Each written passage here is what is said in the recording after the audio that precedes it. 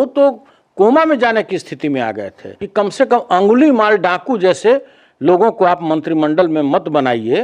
नमस्कार, मेरा नाम आलोक है, आप लाइव स्टीज देख रहे हैं। लगातार व्यूअर्स ये पूछ रहे थे, जानना चाहे थे कि लालू प्रसाद यादव राजद सुप्रीमो जो इस वक्त दिल्ली के एम्स अस्पताल में हैं, उनकी तबीयत कैसी है।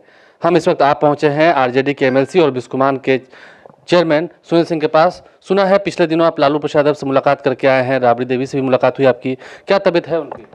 आपने बिल्कुल सही सुना है। 3 या 4 दिन पूर्व मैं दिल्ली गया हुआ था और मैं एम्स में उनसे भेंट करने का काफ़ी प्रयास किया और उसका प्रतिफल भी यह हुआ कि हमें 5-7 मिनट के लिए उनसे भेंट करने का मौका मिला है। आपको पता होगा कि आज से 1 महीना पूर्व भी मैं रांची गया था उनसे मिलने के लिए। उस समय जो उनका जिस तरह से पूरा शरीर सूजा हुआ था, उनका चेहरा सूजा हुआ था, तो निश्चित रूप से उस समय उनका तबीयत खराब था। इसके लिए तो मैं धन्यवाद देना चाहता हूं झारखंड के माननीय मुख्यमंत्री जी को, जो जिस कंडीशन में लालू जी का शुगर लेवल चला गया था, उनका क्रिएटिन चला गया था और जिस तरह से उनको लगातार परेशानी हो रहा था, 3-4 दिनों से उनका पेट फूला हुआ था, सूजन था, शरीर के अंदर में पानी भर चुका था।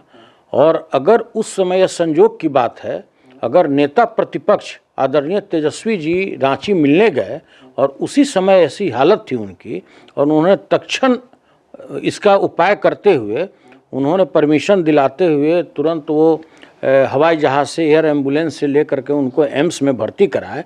और आप मान कर चलिए कि यही उनके लिए रामबाण साबित हुआ। हम ये नहीं कहना चाहते हैं, किसी डॉक्टर के ऊपर आरोप नहीं लगाना चाहते हैं, किसी नेता के ऊपर आरोप नहीं लगाना चाहते हैं, लेकिन जिस तरह से रिम्स में उनका इलाज हो रहा था, अगर वो एम्स नहीं जाते तो निश्चित रूप से कुछ न कुछ अनहोनी का आशंका बना हुआ था। इस बार भी आपकी मुलाकात हुई है, पहले भी मुलाकात होती थी, तो फर्क दिखा है सेहत में, पहले वाला बात अब है या नहीं? देखिए, आप तो जानते होंगे कि जिस समय रिम्स से उनको एम्स लाया गया, उसमें तो बोलने के भी कंडीशन में नहीं थे। अब तो मान लिया कि अगर बेड पर भी हैं तो आंख तो खोल रहे हैं, हाँ ना तो बोल रहे हैं ना। पहले वो भी नहीं थे, बिल्कुल नहीं। आप किसी से पता लगा लीजिए, जितना उनका मामला सीरियस हो चुका था, जिसके कारण पूरा देश, उनके सारे फॉलोवर्स, पूरे बिहार वासी चिंतित हो गए। क्या नेता प्रतिपक्ष, क्या जो हम लोग के पार्टी के सारे विधायक, जितने कार्यकर्ता, सारे लोग, लग रहा था कि सारे लोग रांची कूच कर जाएंगे।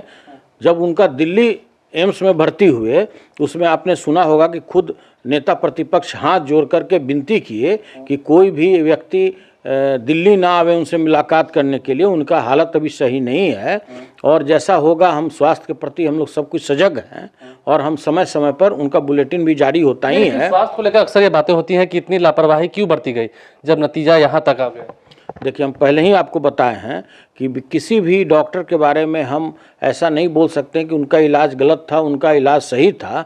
ये तो डायग्नोस जो किया जाता है, जिस तरह से उनका रिपोर्ट आते हैं, उसके अनुसार लोग दवा चलाते हैं। कहीं ना कहीं कुछ लैकिंग रहा होगा रिम्स में, तभी उनका इतना कंडीशन गड़बड़ हुआ।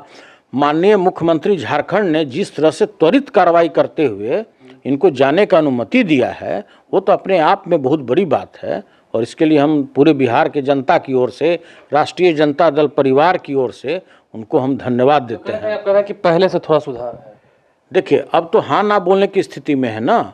उनका तो कंडीशन इतना गड़बड़ था कि वो तो हाँ ना भी बोलने की स्थिति में नहीं थे। तो मान लीजिए कि अगर हम लोग गए उनसे 5 मिनट के लिए अगर मुलाकात किए और जब हम देख पा रहे हैं कि अब वो आँख खोल रहे हैं, हाँ ना बोल रहे हैं, पलंग पर बैठने की कंडीशन में है बेड पर, तो सुधार हो रहा है। विस्तार से बताइए, आप बोल रहे हैं कि आँख खोलने की स्थिति में है, तो पहले क्या ये स्थिति भी नहीं थी? बिल्कुल नहीं थी। वो तो कोमा में जाने की स्थिति में आ गए थे।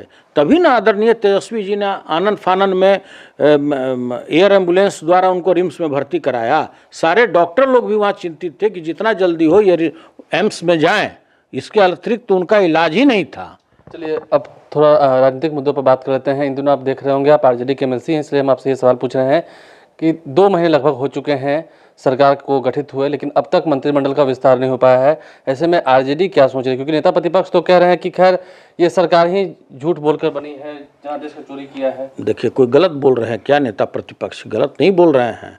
पूरे देश का, पूरे देश में आपने देखा होगा, ऐसा इतिहास में भी देखने को नहीं मिला कि जिसके सबसे कम एमएलए हों और राज्य का मुख्यमंत्री हों। तो ये अपने आप में अद्भुत चीज़ है। और जब आप 43 विधायक ले करके माननीय मुख्यमंत्री बने हुए हैं तो उसी में आपको संतोष कर लेना चाहिए। बाकी तो मंत्रिमंडल के सदस्य भाजपा के होने चाहिए।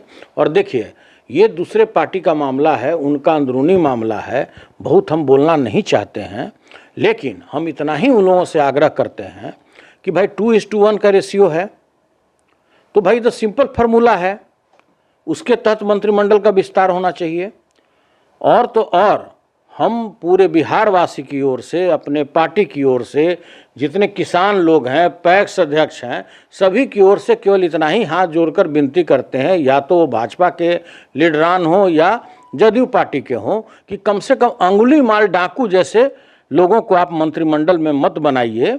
जिस तरह से कौन मेवालाल थे, मेवा खाने के लिए आए थे, आनंद फानन में जब जानकारी हुआ तो क्या हुआ नहीं हुआ वो तो अंदरूनी चीज़ है, गर्भ में छुपा हुआ चीज़ है, उस पर हम नहीं जाना चाहते हैं। लेकिन पुनः मेरा रिक्वेस्ट है कि जो स्वच्छ छवि के लोग हैं, अभी भी ऐसा नहीं है कि मंत्रिमंडल में स्वच्छ छवि के लोग नहीं हैं, लेकिन अधिकांशतः अंगुली माल डाकू लोग हैं। तो भाई हमारा आग्रह है कि अगर बिहार को बचाना है, ऑलरेडी बिहार तो डूब चुका है, आप किसी भी क्षेत्र में जाइए, चाहे आप हॉस्पिटल में जाइए, नर्सिंग होम में जाइए, ब्लॉक में जाइए, अनुमंडल में जाइए, जिला में जाइए, सर्वस्व कहीं ऐसा नहीं है कि बिना रुपया का कहीं काम होता हो। तो भाई आग्रह है कि लूट लीजिए पूरे बिहार को, लेकिन कुछ तो अपना आँख का लाज बचाइए। मतलब जो मंत्रिमंडल का विस्तार होना है, जितना जल्दी हो बन जाना चाहिए। एक एक मंत्री हैं जो 6 विभाग संभाले हुए हैं, एक विभाग संभालने लायक नहीं है, उनको 6 विभाग है। तो भाई निश्चित रूप से इससे कहीं ना कहीं बिहार के जनता को ही बोझ आ रहा है। उनके जितने रुपये खर्च हो रहे हैं उनके ऊपर में बिहार की जनता के ऊपर ही लोड आ रहा है, उसको कहीं ना कहीं से टैक्स के रूप में भुगतान करना पड़ता है।